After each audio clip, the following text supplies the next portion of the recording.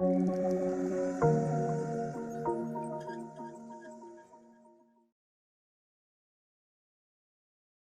wanted to introduce you to myCADtools. It's a gold partner product developed by our parent company Visitive. It's a selection of more than 50 SOLIDWORKS tools. They're small, easy to use applications designed to be used for a particular purpose, and they're really there to kind of optimize the daily tasks you find yourself doing all of the time in SOLIDWORKS. There's 50 of these tools available inside the software, quite a range of different tools under different categories. It's not really possible for me to select all of those and go through them today, so what I'm going to do is pick out 5 of those tools which I think are particularly interesting and run you through actually what they are and what they do, so you can get a bit of an idea of what's available from myCADtools. The first one of those tools is Smart Drawings. It allows you to automatically create drawings from your SOLIDWORKS models. It can run from a list of items, or you can actually run it from an assembly project, for example. We can get it to automatically insert things like annotations, dimensions, bills of materials, for example, into our documents. And we can also get it to create additional sheets for things like sheet metal flat patterns, configurations, or possibly even weldment profiles. So if we have a look inside the tool, the first thing that we need to do is actually select the document to work from. Now we can pick the active file in SOLIDWORKS and run from that. Alternatively, we can actually go ahead and select from a list of documents. So you can browse into the system and find a list of items that you'd like to run from. And we can select from those. Or alternatively, we can actually go ahead into the system and select from a folder, and it will just pick up everything inside of that folder. The second thing we've got to specify is actually the template we want to work from. Now we've got templates of parts, assemblies, sheet metal items and weldment profiles, so you can have a different layout for different types of document. There's quite good options for naming of files, and we can also go ahead and select the folder in a number of ways in which we want to output the file. Now when it comes to the actual document itself, we can choose what's going to be inserted, and this is very similar to the model items insertion options you've got inside of SOLIDWORKS, with the additions for annotations and dimension types. We can also go ahead and choose different options for assembly drawings as well. So if we want to have something different at that level, we can do. When it comes down to the options at the bottom, we've got the ability to choose certain templates for a bill of materials, for example, or cut lists. And we can choose exactly where they get inserted on the page. There's a selection of more in-depth options if we want to have a look at those. The ability to change the scale of the views that we're outputting, output the sheet metal flat patterns. We can also choose to adjust the weldment profiles we're outputting as well. If we click apply, it starts to run through the documents in the background, and you'll see it create the separate items with the sheet metal flat patterns and the drawings for parts or weldment profiles, for example, and it'll produce all of the drawings that we need to use there. Now we can open those files up, and I'm just going to show you what the actual output looks like. The first one is a flat pattern view from a sheet metal model. If we have a look at a weldment design, you can see that the separate profile types are split out into different pages. You'll also notice the cut list created in the corner there. We've also got a part drawing which is here. Now there is a little bit of cleanup to do, but I'm sure you'll agree that the output from this tool is very good and potentially has the ability to save quite a lot of time. The second tool I want to pick up on is Smart Bill of Materials. It allows us to run through and create a bill of materials on a machine that doesn't necessarily need SOLIDWORKS installed. We can use it to insert properties into the table, and we can also export the information out into a variety of different formats once we're done.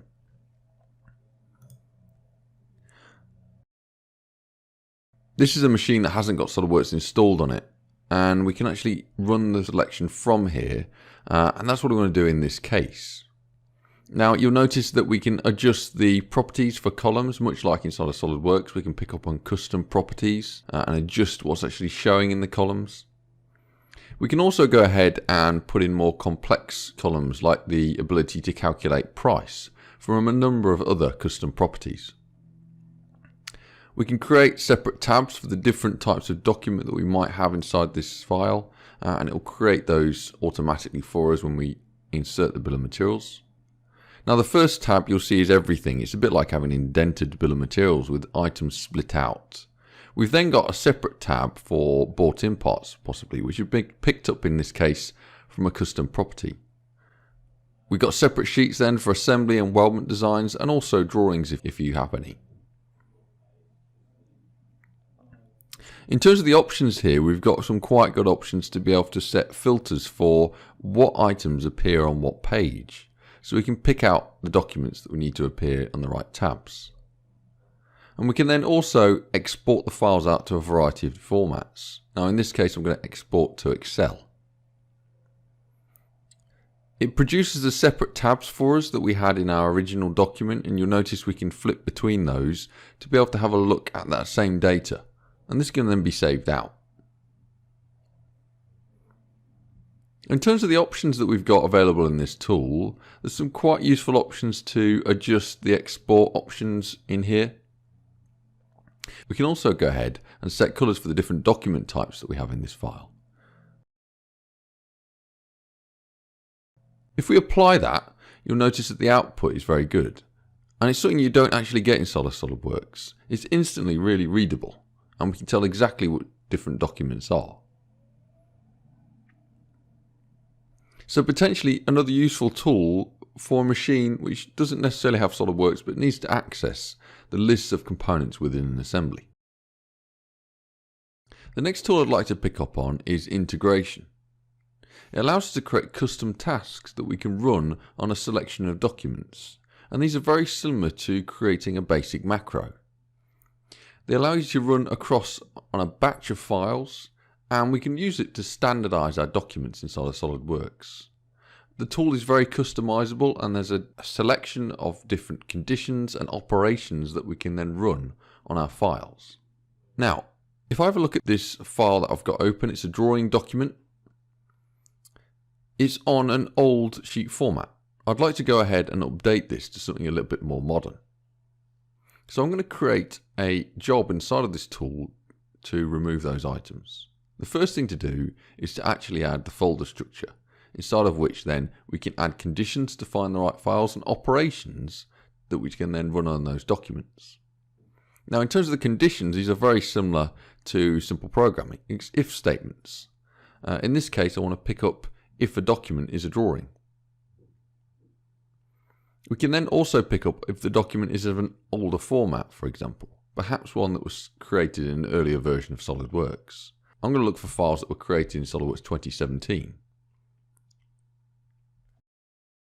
You'll notice we can nest these statements so they're not run on all documents.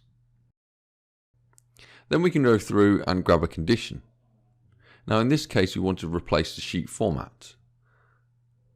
We can set that from a location in our system so we can browse to find the right file. Once we've found the document, we can then run it across all of our files. It's going to open SolidWorks because you'll notice the icon is shown in red. Now in terms of the other properties that we have here, we've got the ability to do things like change material, export files, change the component in an assembly. There's lots of different things that we can run on our files.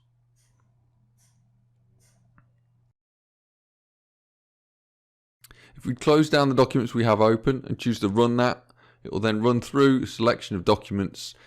I have sped this up, but it is running relatively quickly. It runs through about 300 files here, and it's doing it in about 4 minutes 30 seconds, which I think is very acceptable. Once the information's been output, we can then have a look at our document that we started with, and if we open the same file up, you notice the sheet format has now been changed to our updated, more modern sheet format. This tool is actually a very powerful one and gives the ability to run really customizable tasks to do a variety of different things. It's quite hard to show really the power of what this tool has available to it in a simple demonstration, but I would encourage you to take a look. The next tool I'd like to pick out is sheet metal manufacturing. I've been asked this question on tech support before, but it's how we export sheet metal flat patterns for the entire project that we happen to be working on. So it can run from an entire project structure, and it can output automatically DXFs, DWGs and SolidWorks drawings with additions for cut list properties if we need them, and we can control the display of how the items are output in terms of whether they have bend lines or not. This is the project I'd like to run it on. You'll see a fairly complex sheet metal design. We can open up the tool from the top there and we can load in the current SOLIDWORKS file. You'll notice the cut list properties have been brought through, and we can choose to adjust which properties are being read into the document here. In terms of the options that we have available, we can customize the location that the file is being saved to and also the file name that's being used. We have the ability to go in and adjust which properties are going to be output onto the document as well, if any. We can also choose the file format that's going to be used and the scale of that view that might be output. And there's some really good options about how the views are grouped. In this case, I'd like to group all of my documents which are the same thickness into single files. We can then apply colours for the notes and annotations that we might have inside this document, so that then we can filter those out when it comes to manufacture. If I click apply, it will then run it across our files, and you'll notice it creating the drawings for us automatically in the background, changing the notes to red so we're not seeing those so much in the output file. If we take a look at the output that's been produced here, we've got 3 different documents, one for each type of thickness. We've got 0.5, 1 and 2 millimeters. If we have a look at each one of those documents, you'll notice the sheet metal notes have been put in there. We've also got the bend notes displayed in that red color. So these are all very similar documents, but the output has produced them all really quickly in separate single documents. So a real time saver when you get to the end of a project if you need to output a lot of sheet metal flat patterns from your projects. The next tool I'd like to pick up on is cutting optimization. It allows us to schedule cuts for our weldment designs, basically getting the most use out of the material that we buy in. It also allows us to optimize the supply of material that we happen to buy in, allowing us to see which is the most efficient length to buy in for our project. We can put in and reuse scraps within this tool, and it will also calculate manufacturing times for us in a document which is output out the back end. I'd like to run it on this fairly complex weldment design. Now we can open the tool up and we can use an existing SOLIDWORKS drawing to run it from. In this case, I'm going to run from this cut list. The tool is available to open from the top toolbar. Now, if I create a new project, the first thing to do is go ahead and enter some information. So we can enter in a project name and other relevant details. We can increase the quantity of documents required, so if we need more than one item output from this project, and we can select the cut list to be used in this case. You'll notice it will read through all the profiles for us. It's got a fairly extensive list of different items shown in a database. I haven't had to create any of that information, it's all been added automatically for us.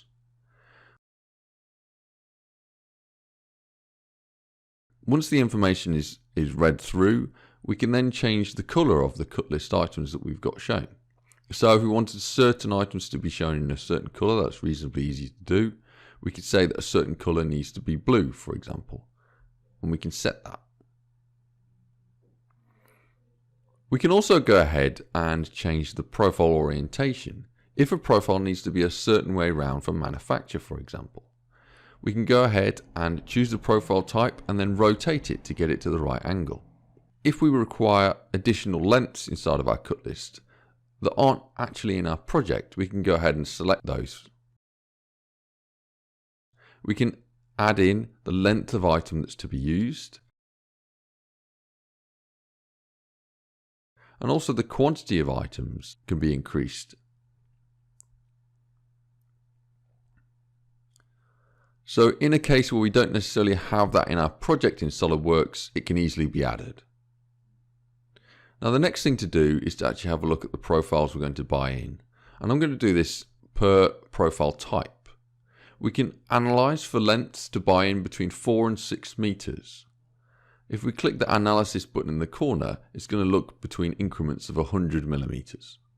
If I increase that to 0.5 meter increments for lengths to buy in, then it will show us the most efficient lengths to buy, in this case, which is 4.5 meters. So we can then set a compulsory buying length for 4.5 meters if that's what we choose to use in our project. It means we're getting the most efficient use out of the material. If we then choose to output a report at the back end of this, it will then give us something very similar to a PDF document. It's got the separate cut list items split out. You notice the colours there. We've also got the items shown with the lengths we're buying in the corners of the cut list item. On the next few pages, we then got the scheduled cuts. Now you'll notice these have been split down with the scraps that are left at the end of that length of material. So we can choose to reuse those scraps in other projects if we need to. And we've also got the profile orientations shown in there as well. So a really powerful output that you can get out of this tool, and definitely has a real potential to save you cash if you are working with weldment designs. Now obviously there's a real selection of myCAD tools available. I haven't been through all of those today, but there are other ones which I think are particularly interesting. I just want to pick out some of those before I finish this presentation. Assembly Board allows us to automatically produce assembly drawing from our document, and it'll have the separate items within our project all split out in separate views with the name of the item displayed below the view. So we can get a full list with a view of every item within our project.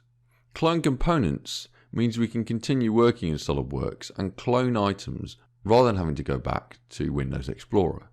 We can pick up on a document or a selection of files and clone those really quickly within our project. Drive assembly is really good for mechanical designs. It allows us to pick out a range of movement defined by a dimension.